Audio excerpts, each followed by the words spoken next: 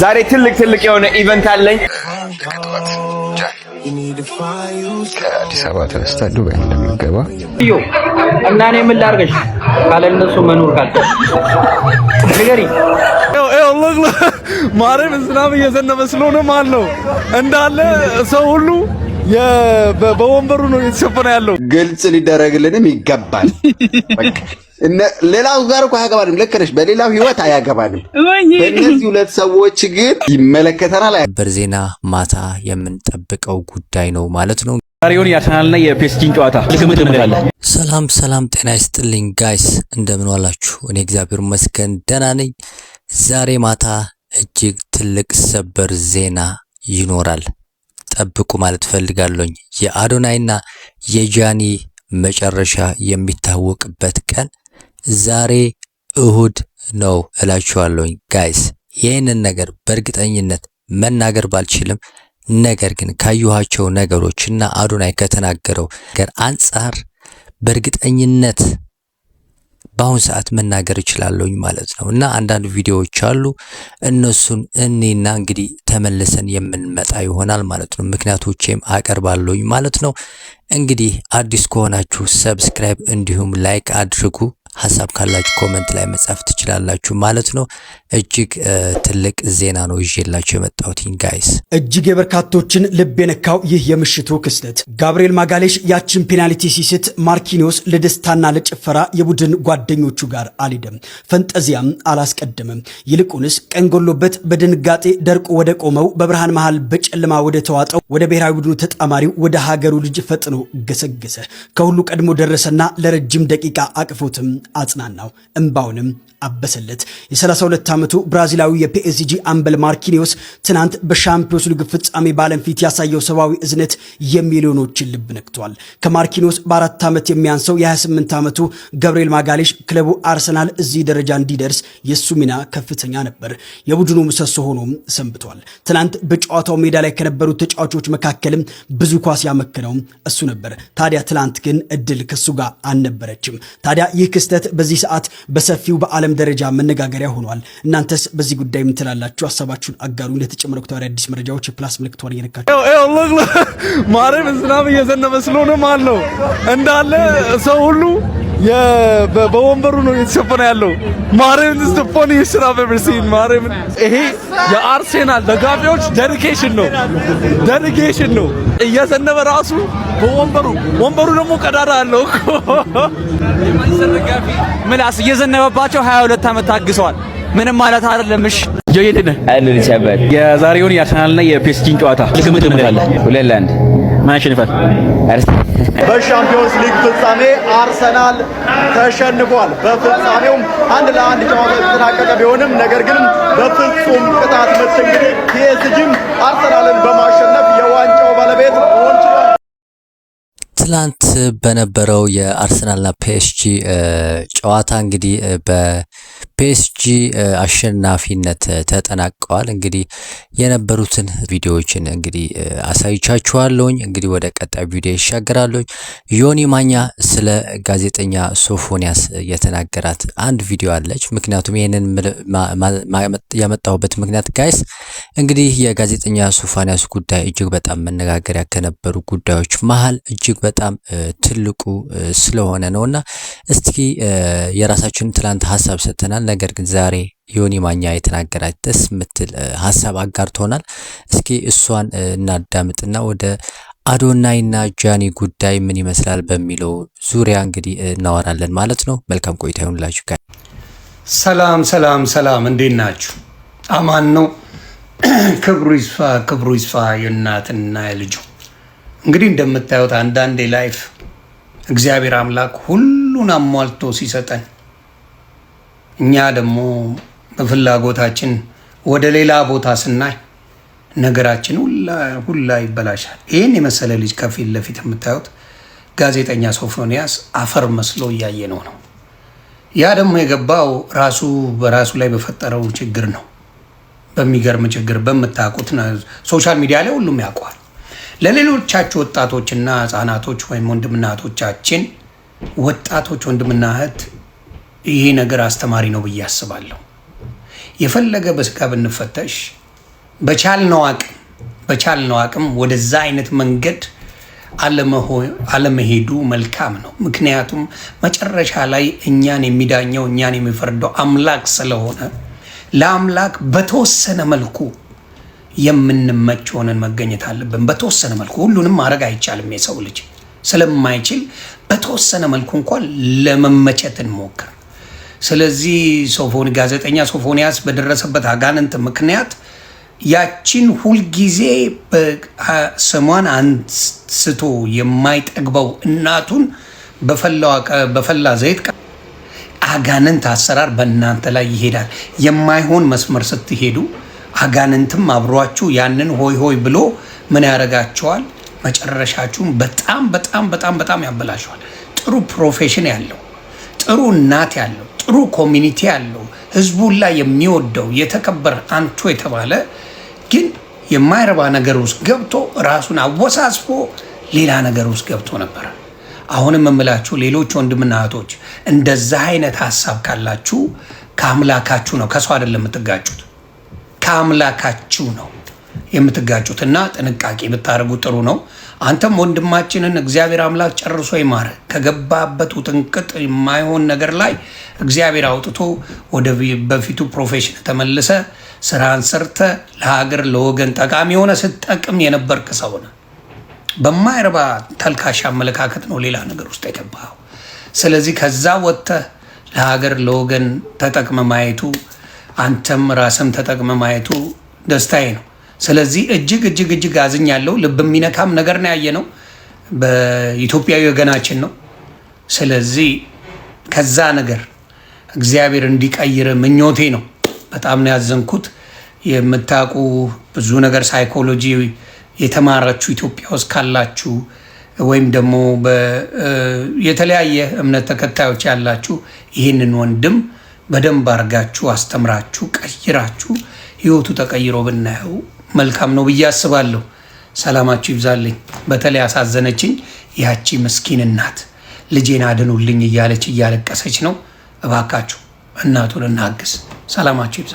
በነገራችን ላይ ጋይስ ስለ ጋዜጠኛ ሶፎንያስ ጥሩ አድርጎ ነው ዮኒ ማኛ የተናገረው። ነገር ግን እዚህ ላይ አንድ ጥያቄ አለኝ። እንግዲህ ሰው እንደዚህ አይነት መጥፎ የሆነ መግባር ውስጥ ሆን ብሎ የሚገባ አይመስለኝም። ምናልባት ዮኒ ማኛ እንደዛ የተረዳው ይመስለኛል። በብዙ መረጃዎች እንደምናየው ከሆነ ወይም ምናልባት አንዳንድ ነገሮችን መቼስ እናያለን በህይወታችን ውስጥ እንደዚህ መጥፎ ነገር ስለሆነ እንግዲህ ሁላችንም ጓግተን ለመስማት እንሄዳለን።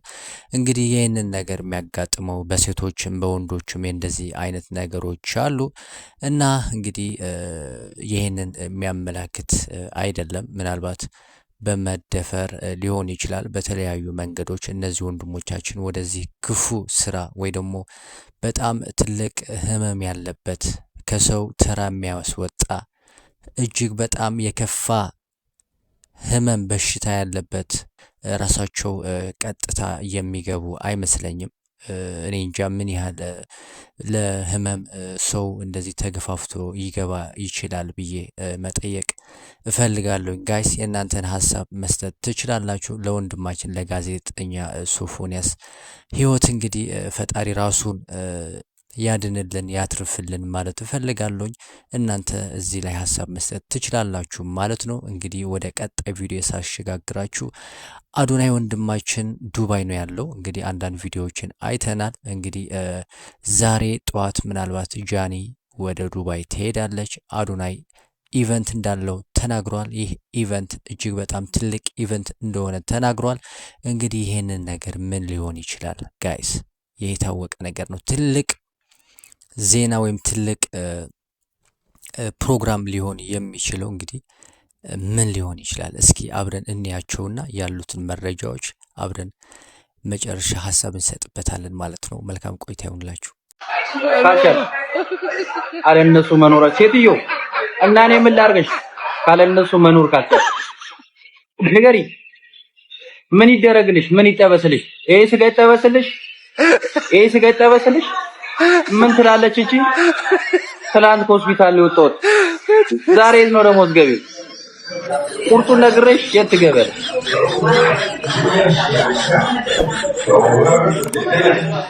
ፋራ ሶስት አንበሳ ላውርድልህና አስታርቃቸው ይለኛል።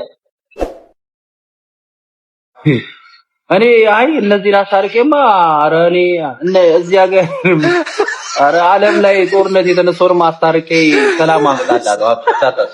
ሁሉም አንድ ላይ አስታርቄ ሰላም አመጣላለሁ። ግልጽ ሊደረግልንም ይገባል። ሌላው ጋር እኮ አያገባንም። ልክ ነሽ። በሌላው ህይወት አያገባንም። በእነዚህ ሁለት ሰዎች ግን ይመለከተናል፣ ያገባናል። እውነቴን ነው። ቁም ነገር እምልሽ ግልጽ ቁጭ አድርገው ላይፍ ገብተው ኧረ በደንብ ግዴታቸው ነው። በዚህ ቀለ እውነቴን ነው እምልሽ ከተለያዩ በዚህ ምክንያት ተለያይተናል እንጂ እንደዚህ በጽሁፍ አይደለም። ሲገናኙ እኮ በዚህ ነው የተገናኘ ነው። እንደዚህ ነው የተዋወቅነው። በመሀል በተፈጠረው ነገር ደግሞ ስንት ታቦት ሄደን ተስለናል እኮ።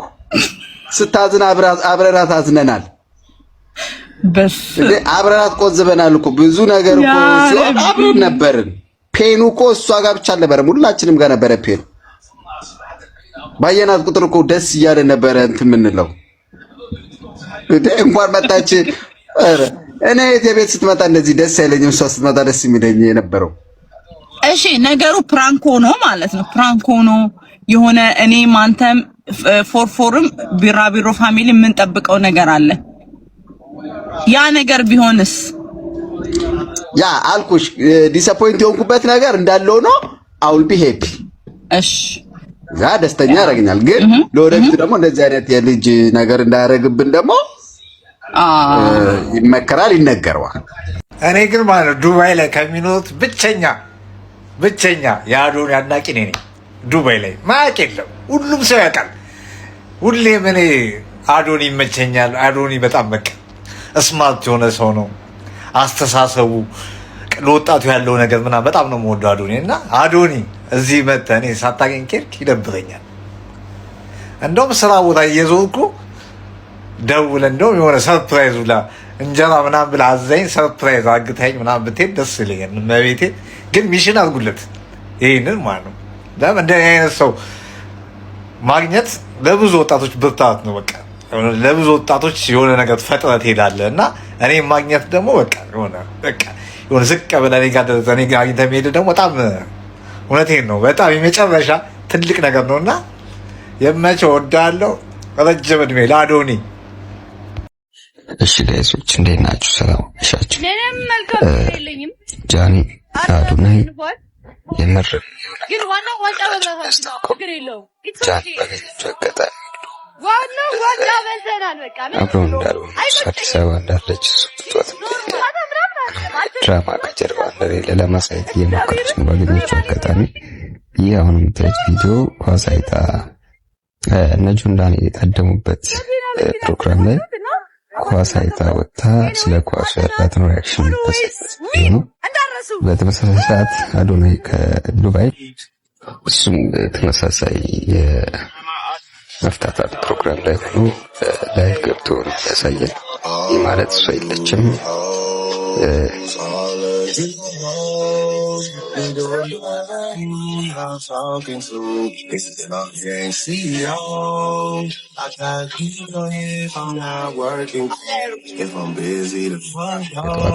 ጃኒ ከአዲስ አበባ ተነስታ ዱባይ እንደምትገባ አመሻሹ ላይ ቀጥታ በአዶናይ የቲክቶክ አካውንት ላይቭ ገብተው ብዙ ሰው በታደመበት እንደሰማነው ከሆነ ትልቅ ሰዎችም ከአሜሪካም ከያሉበት የሁለቱም አድናቂዎች ዱባይ እየገቡ እንደሆነ መረጃዎች ያሳያሉ። ስለዚህ ነገ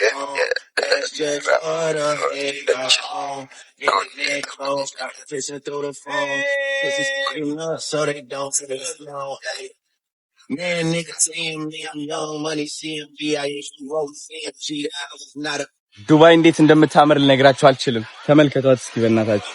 ይሄ ያው ቡርጅ ካሊፋ ቢልዲንግ ነው። ኤምአር የሚባል ቢልዲንግ እዚህ ጋር አለ። መብራቷ በጣም ታምራለች። ውሃዋ ሲጸዳ በስመ አብ ወመንፈስ ቅዱስ በጣም ነው ደስ የሚለው። በጣም ናፊ ደግሞ እዚህ ጋር አለች፣ ቪዲዮ እየቀረጸች ነው። በጣም ያምራል። I feel good, baby. I really do feel good. I feel at peace more than anything. ዱባይ ሞል አቤት ሙቀት ወደ ዱባይ ሞል መተናል። ዛሬ ትልቅ የሆነ ኢቨንት